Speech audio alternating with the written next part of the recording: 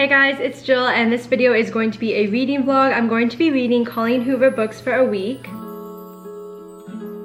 I have 3 books here. I have Heart Bones, Maybe Someday, and All Your Perfects. And I know that there are some people that really dislike Colleen Hoover. I know personally there are some books from her I really enjoy and some that I don't enjoy as much. And I think Sarah Crowley said it best in that we shouldn't be judging people based off the books that they enjoy reading or the authors they enjoy. And it's inevitable that people will have different thoughts and feelings about books, which is totally okay.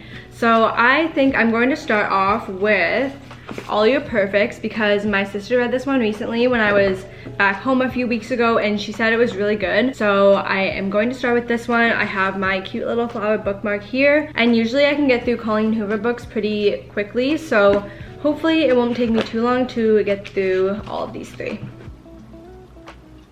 Oh, that's a big yawn. Well, actually it was kind of small, but that's okay.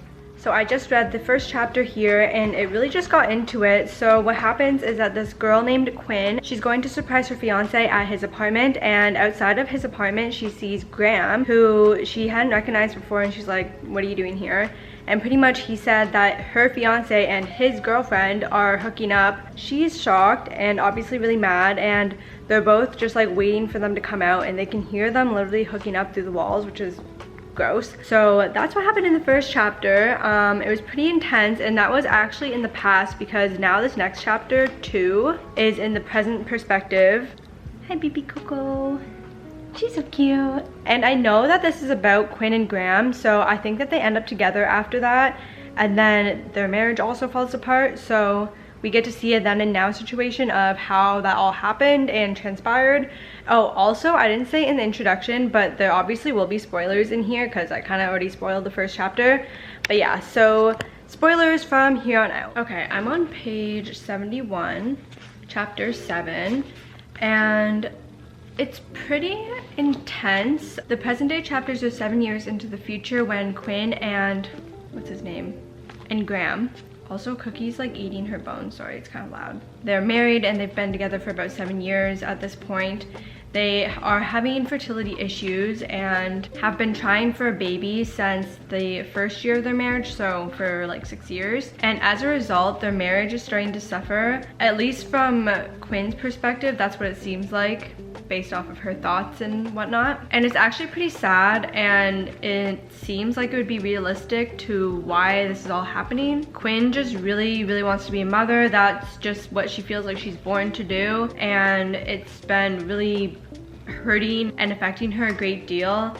Well, also Graham too, but I don't get his perspective yet. Well, I don't know if I get his perspective, but I haven't yet, so I don't know exactly what he's feeling. But she said that he also wants a child as well, so they're both just in a very vulnerable state at this point. So that's pretty much all that's happened so far. And from what I think I know about this, I'm pretty sure one of them cheats on the other, I think. And then also as a result, I'm pretty sure that they divorce, but I'm not 100% sure. I feel like that's just what I've heard before of other people say.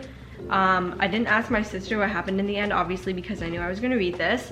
But yeah, I'm gonna continue. Hopefully I can get at least halfway through today. I'm not enjoying it, but I just think it's sad. So sometimes I just don't like reading about sad things. So I knew going into this that one of the critiques of this book is that they really are not good at communicating with each other. So I pretty much expected that when I started to read this. And generally, I don't really like the miscommunication trope, but in this scenario, I feel like I can kind of imagine what it would be like to be in their shoes, and I think it would be difficult for them to communicate how they're feeling just because the infertility has been going on for years and years, and it would just be so difficult to have to keep bringing that up and talking about it. I do like Graham in the flashback scenes though, because he's pretty funny, especially when he was talking to his mom about how they met and everything. He's just saying like blatant lies. Okay, that doesn't sound like it's funny, but it's funny because in Quinn's head, she's like, that is not how we met at all. In the present day though, they keep talking about this box, and I don't know exactly what's in it, but at one point he had the key to the box and she was thinking,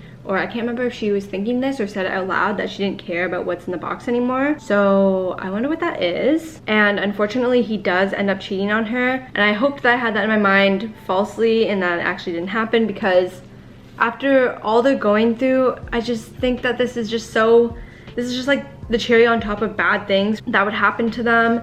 and his excuse for being with the other woman was just so bad in my opinion too. Like, I don't even want them together at this point, but pretty much he said that he was with the woman because she reminded him of Quinn and how she used to be, and he said to Quinn that she obviously isn't the way she used to be after everything that's been happening to them. And no excuse is good for cheating, obviously, but that was just, that just really bothered me. So at this point, I'm just hoping that they break up and can just be happy on their own, I guess.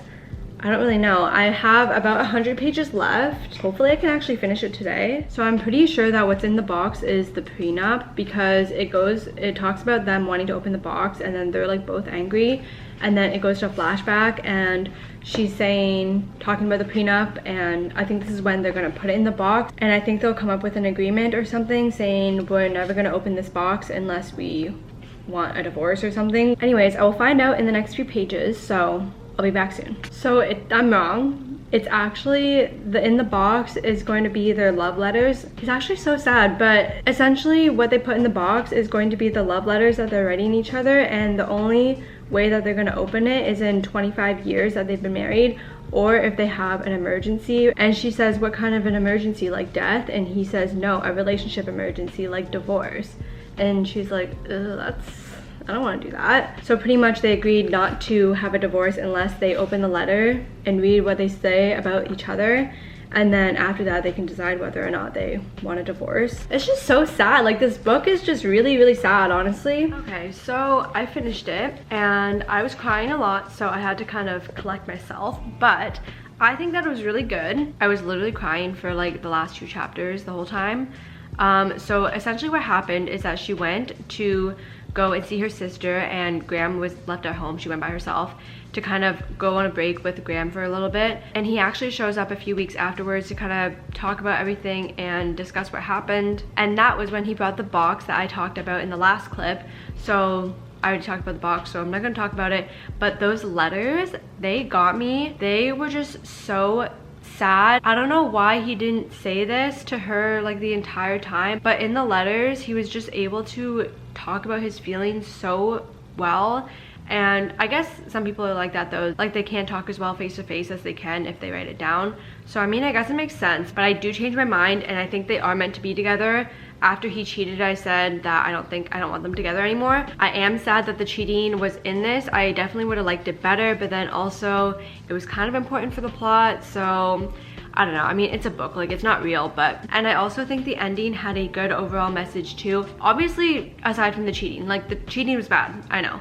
But the ending was pretty much saying that as long as you're with the person that you love, then you can get through anything, and that is enough, which I think is a really good message, especially for the character's case. So overall, I really liked it, but I think I would rate it a 4 because the start of it, I think the main character, Quinn, I just didn't love her, but I don't have any idea what she was going through, so I mean, who am I to judge? Like, in my opinion, the last 25% was when I think it got really good, and is what is making me give it a high rating of 4. And also my other issue, which is why I bumped it down a little bit as well, is the whole cheating thing. I don't like that at all. Even if it was kind of important for the plot, I can't give it a 5-star if there's cheating, because that just bothers me. Anyways, this video is off to a good start, and I think I'm gonna start the next one tomorrow. I'm not sure which one I want to read next, but I'll figure it out tomorrow. Also, I literally read this in like 5-ish hours maybe, which I feel like is pretty good for me because I usually take for her books like a few days. But also I noticed that the font and stuff is like kind of big compared to, I was comparing it to the Love on the Brain, and that font was smaller. So anyway, it doesn't really matter, but I am going to choose a book to read tomorrow and start that then. Hey guys, it's the next day, and I'm going to read Heartbones, I think, and I'll read maybe someday Last, but I cannot stop thinking about All Your Perfects. I really enjoyed that book, and last night I was looking at Pinterest of quotes from the story and just like the characters and stuff, and I just think it was such a good book. So I have high hopes for these next ones, and I've heard good things about Heartbones, and I've definitely read the back of it before, but I think I'm just gonna go in kind of blind because I can't remember exactly what was on the back. But I'm going to start it now, and hopefully I can get a decent amount done today. I just finished the first chapter, So far we have our main character Bea, and her mom had just overdosed, I believe, and she realized that her mom wasn't paying the rent for 3 months. Well, actually it was her dad that would be sending the mom money to pay rent, but he wasn't sending money, so as a result the mom wasn't paying rent, so she just got evicted, and they said that she has a week to leave, the landlord. So she decides to go to her dad's, and she doesn't really talk to her dad much. She used to go to his house for like 2 weeks in the summer every year, but has stopped for the past around 3 years. So she asked her dad if it's okay for her to go and visit him, and he said of course, I'll buy you a plane ticket. So she's gonna go tomorrow, the next day. He lives in Texas now, so I'm pretty sure she's just gonna move and start living there. But yeah, it was pretty intense and already kind of sad start to this book, and I have a feeling this one's gonna also deal with kind of heavy topics as well. Also, another reason why she has to leave and her landlord is kicking her out is because she's not 21 and they can't rent to a minor, so she doesn't really have much of a choice but to go to her dad's. But I feel really bad for her, even though she said she was kind of happy that her mother died because her mother wasn't great to her. It's still sad. I've read a few chapters now. I'm on chapter 9, and I'm pretty sure I said this in the last clip, but the reason that she had to go to Texas was because her mom died. Yeah, I'm pretty sure I definitely said that. But anyway, she hasn't told her dad or anyone in Texas yet that her mom has passed. She's just kind of keeping that to herself, but that's why she has to stay there for, she says, the summer, but I'm sure she'll stay there permanently. Her dad has a wife and a stepdaughter named Sarah, and she seems nice so far, and she's been pretty welcoming and helping Bea to like get new clothes and stuff and get a little bit settled in.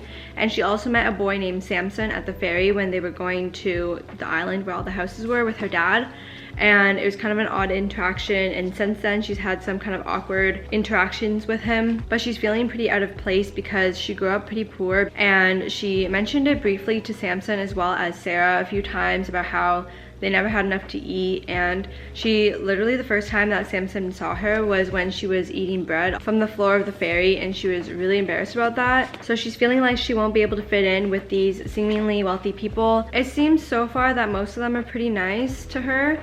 It's the summertime, so she doesn't have to go to school and stuff. She did point out though that she could tell something was wrong with Samson. Not like wrong with him like he's weird or anything, but that he was hurt in the past or something. So I feel like he didn't have maybe like as great of an upbringing as she initially thought. But I'm enjoying it so far despite it being pretty sad. I just feel really bad for Bea.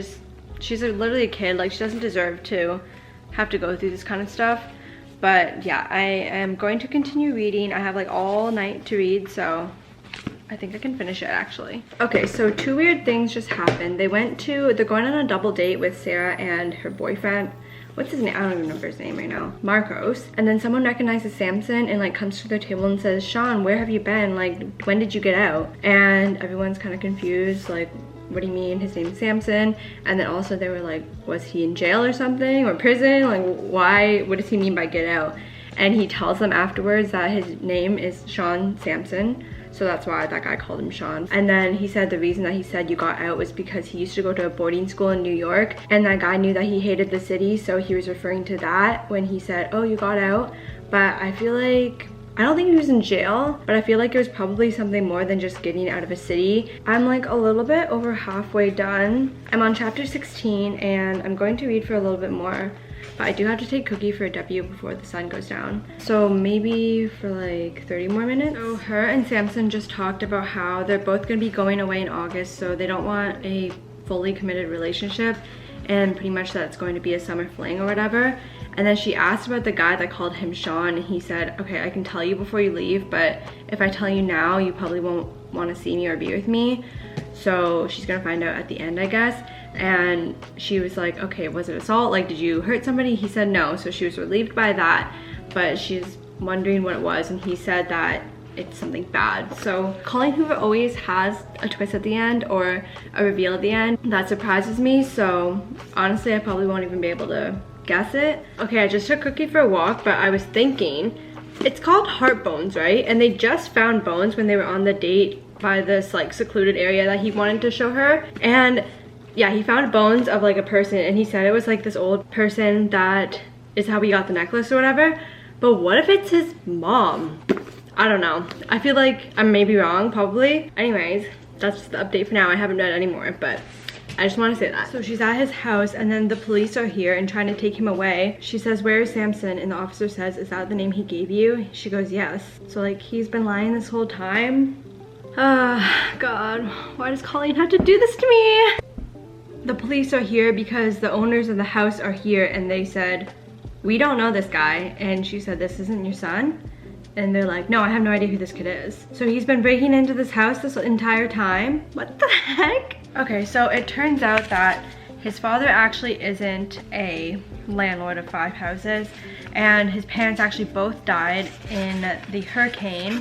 And I'm pretty sure the bones that they found was actually his dad because he went missing during the hurricane is what he told the police. And he's been alone since he was 13, so he's just pretending to be living here for like 6 months, I think it was. That is not what I expected. Yeah, hopefully he doesn't have to like go in jail forever. And then he also is being charged with arson because he was breaking into one house that eventually had fire or something. Despite that, I still want them together. Okay, I just finished it.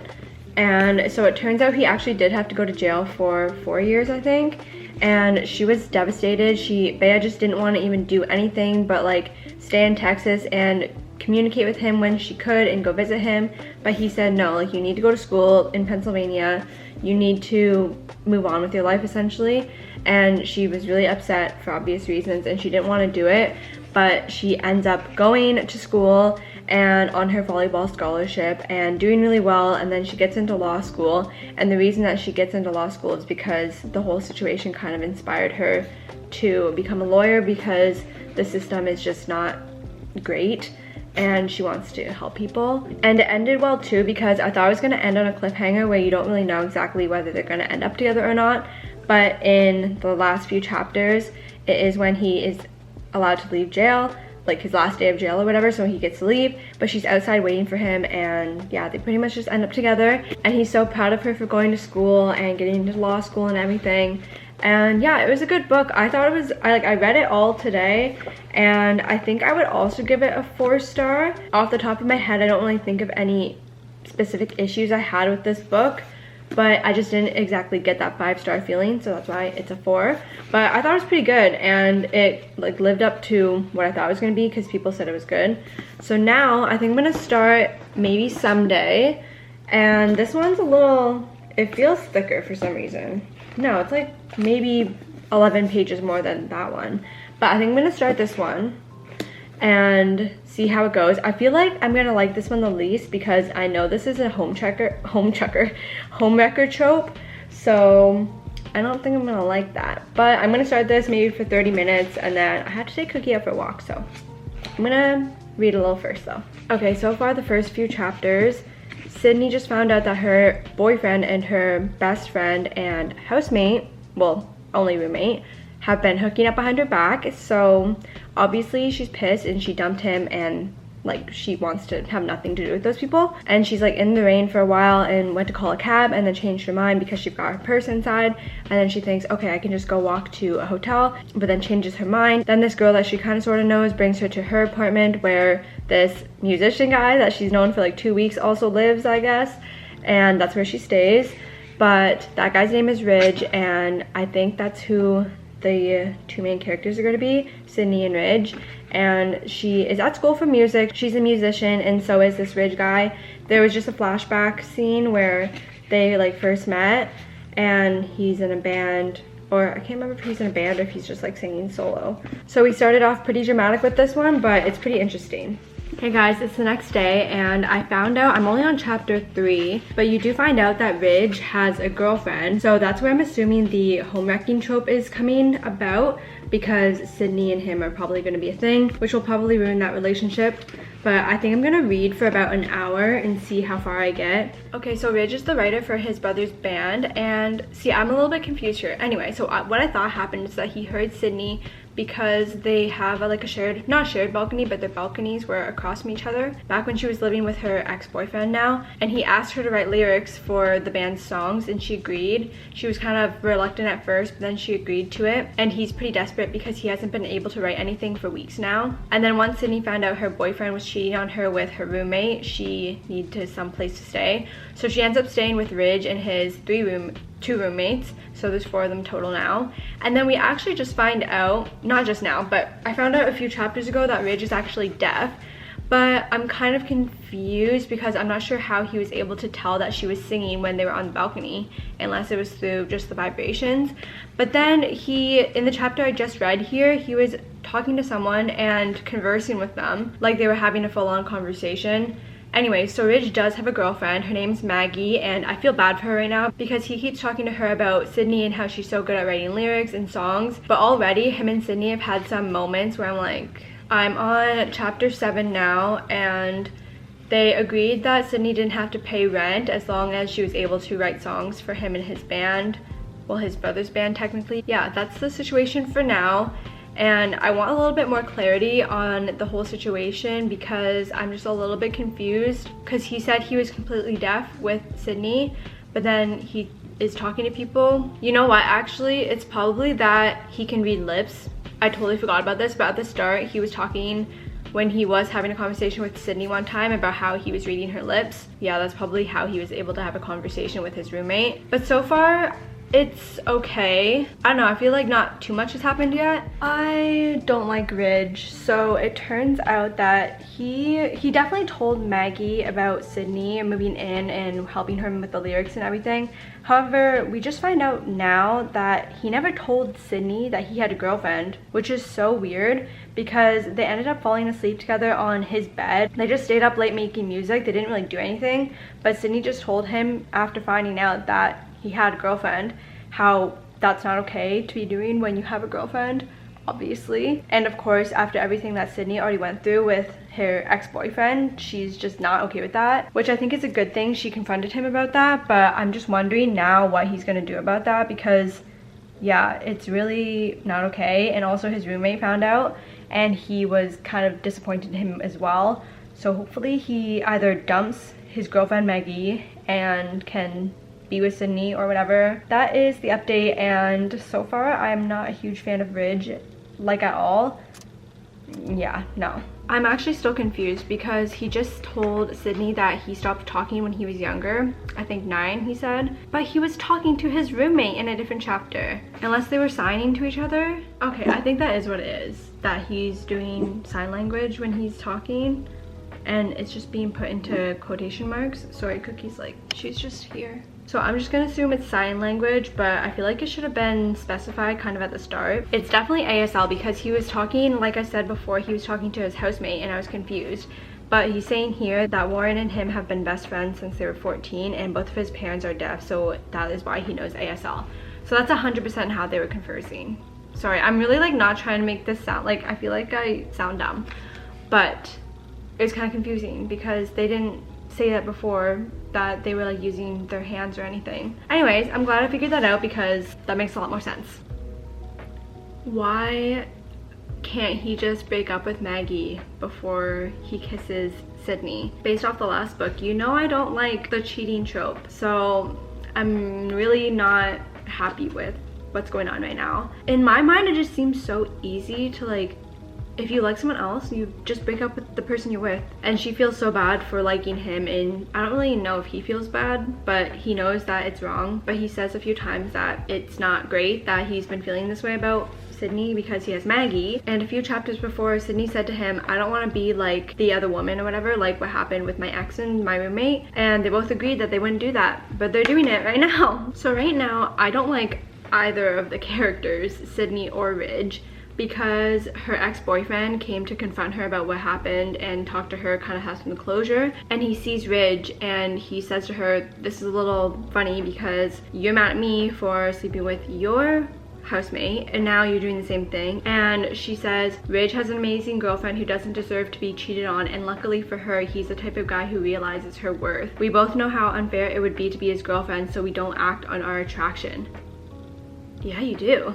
You literally did like 2 nights ago or whatever. I just feel like they're both trying to make excuses for their actions and not take responsibility. I feel like I'm honestly just annoyed at this point because he was just having the thought that he couldn't say his childhood trauma, what happened to him as a child, and why he stopped speaking to his literal girlfriend. But he's like, for some reason I can open up to Sydney and it feels okay.